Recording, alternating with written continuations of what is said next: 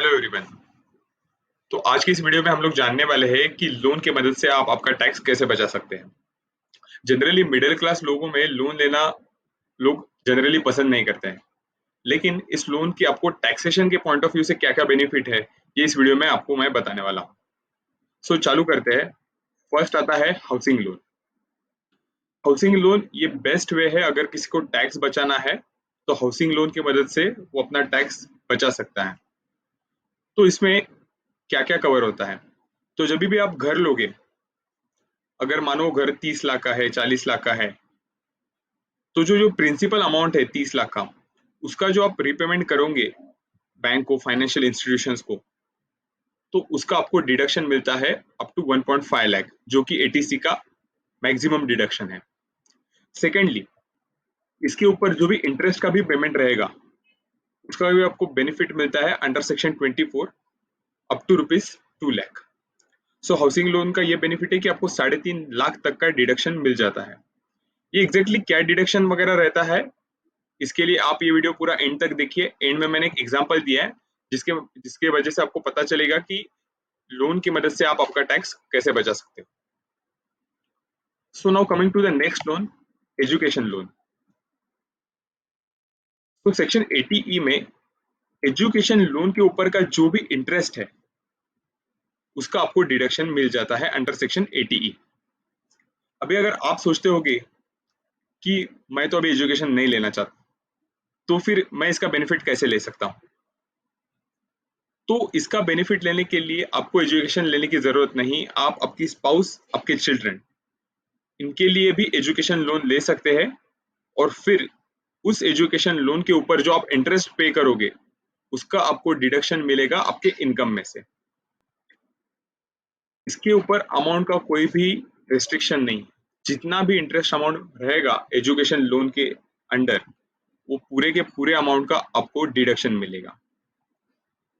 अभी इसमें लेकिन एक चीज है, इसका जो बेनिफिट है वो मैक्सिमम आपको 8 सालों तक मिलता है, या फिर जब तक आप इंटरेस्ट भर रहे हो, मतलब जो भी आपका लोन का टर्म है, उनमें से जो कम रहेगा उतने टाइम तक ही आपको बेनिफिट मिलेगा।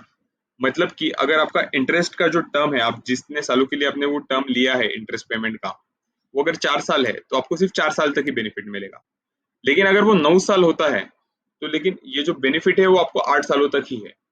तो इसका जो टेन्योर है एजुकेशन लोन के इंटरेस्ट का, वो 8 साल तक ही सीमित है।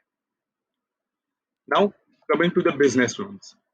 जनरली क्या होता है, बिजनेस के लिए कोई भी अगर आप खर्चा करते हो, तो उसका एक्सपेंडिचर का डिडक्शन आपको मिल जाता है आपके इनकम में से। तो अंडर सेक्शन 37 अगर आप बिजनेस के लिए कोई लोन ले रहे हो, तो उसका आपको डिडक्शन मिल जाएगा।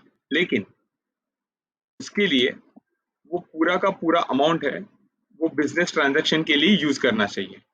और हाँ, आपको इसके ऊपर भी कोई लिमिट नहीं है। आप जितना भी इंटरेस्ट पेमेंट करोगे, उतने पूरे के पूरे अमाउंट का आपको डिडक्शन मिल जाएगा। सिर्फ इतना ही है कि आपको पूरा का पूरा अमाउंट आपके बिजनेस ट्रांजैक्शन के लिए यूज करना है। कोई भी पर्सनल यूज उस अमाउंट में से होना नहीं चाहिए। सो अभी कुछ लोग सोचते रहेंगे कि मैं लोन लूं ही क्यों। जैसा कि मैंने बोला था कि जनरली मिडिल क्लास लोग वगैरह लोन लेना प्रेफर नहीं करते, उसको एज अ बर्डन मानते हैं। तो मैं एक आपको ऐसी चीज कंसेप्ट बताने जा रहा हूँ जो आपको कोई भी जनरली आपको कंसल्टेंट्स वगैरह आपके बताएंगे नहीं। वो है इफेक्टिव रेट ऑफ इंटरेस्ट का कंसेप्ट। अगर आप लोन लेते हो, जो भी अब तक मैंने बताए, हाउसिंग लोन, एजुकेशन लोन या फिर बिजनेस लोन, तो उसको आपको टैक्सेशन में एग्जैक्टली क्या बेनिफिट रहता है, ये है concept effective rate of interest का। इसका ये फॉर्मूला है, इफेक्टिव रेट ऑफ इंटरेस्ट मतलब जो भी आपका इंटरेस्ट रेट है इनटू 1 - t। तो इसमें I stand for rate of interest and T stand for tax rate. तो ये कैसा मतलब वर्कआउट होता है? तो मान लीजिए अगर किसी भी आप बैंक से लोन ले रहे हो, उसका जो रेट ऑफ इंटरेस्ट है 10%, और आप जो जिस टैक्स लैब में टैक्स भर रहे हो वो मान लीजिए 30%, क्योंकि जनरली मतलब जिनका जो इनकम है अगर 10 लाख के ऊपर है, तो उनको 10 लाख के ऊपर वाले इनकम के लिए 30% पे टैक्स रेट भरना पड़ता है। तो फिर उनको इफेक्टिव रेट ऑफ इंटरेस्ट सिर्फ 7% ही लगेगा। क्योंकि अगर वो लोन नहीं लेते थे तो भी ये जो 30% है उनके इनकम पे, उतना तो उनको भरना ही पड़ता था। तो अभी उन्होंने जबकि लोन ले लिया है तो इंटरेस्ट के वजह से उतना उनको टैक्स कम भरना पड़ रहा है। तो एक्चुअली में उनको सिर्फ 7% ही इंटरेस्ट रेट देना पड़ रहा है इफेक्टिवली। सो ये इफेक्टिव रेट ऑफ इंटरेस्ट का कंसेप्ट। तो इसके मदद से आप लोग क्या कर सकते हो, तो भले ही आपके पास अगर अमाउंट है आप लोन ले सकते हो, और फिर इसके मदद से आपका जो इफेक्टिव रेट ऑफ इंटरेस्ट है वो कम रहेगा, तो वो जो फंड्स आपके बच रहे हैं आइडल फंड से, उसे आप किसी और जगह पे इन्वेस्ट करके उससे आप और पैसा कमा सकते हो। तो अभी समझते हैं एक एग्जांपल की मदद से कि आपको कैसा लोन की वजह से बेनिफिट होगा। तो यहाँ मिस्टर एक्स है, उनको सैलरी से 5 लाख इनकम है, और उन्होंने जो घर खरीदा है उसमें 1 लाख रुपया प्रिंसिपल रिपेमेंट किया है और 30,000 का इंटरेस्ट रिपेमेंट किया है। उन्होंने एजुकेशन लोन भी लिया है, तो उस एजुकेशन लोन के इंटरेस्ट का भी उन्होंने 20,000 का पेमेंट किया हुआ है। अभी सैलरी के अलावा उनका खुद का एक बिजनेस भी है जिसे उनको 3 लाख तक का इनकम आया हुआ है।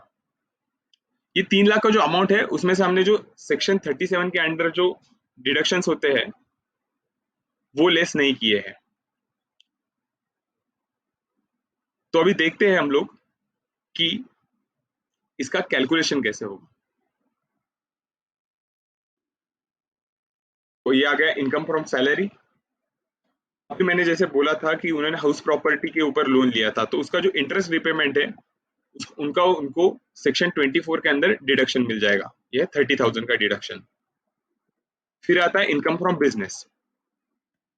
तो अभी 3 लाख का इनका इनकम फ्रॉम बिजनेस था, लेकिन उसके अंदर जो इंटरेस्ट फ्रॉम बिजनेस लोन है उसका डिडक्शन नहीं किया हुआ है, तो वो भी 60,000 का उनको बेनिफिट मिल गया। तो उनका नेट इनकम आ गया अभी 2,40,000। अभी जो इनकम है वो है 7,10,000, लेकिन अभी इसमें से चैप्टर 6 के अंडर के डिडक्शंस बाकी है। तो जो घर उन्होंने खरीदा था उसके लिए जो प्रिंसिपल अमाउंट रिपे किया उसका भी डिडक्शन उनको मिल जाता है 80C के अंदर, प्रिंसिपल रिपेमेंट का 1,00,000 रुपया। तो इनका भी नेट टोटल इनकम आ गया सिर्फ 6,10,000। तो लोन लेने की वजह से जहां जहां पे इन्होंने इंटरेस्ट दिए, इस सभी का उनको बेनिफिट मिल गया उनके इनकम में से, उतना अमाउंट उनके इनकम में से लेस हो गया, और फिर जो बचा हुआ इनकम है उसके ऊपर ही उनको टैक्स देना पड़ेगा। So thank you.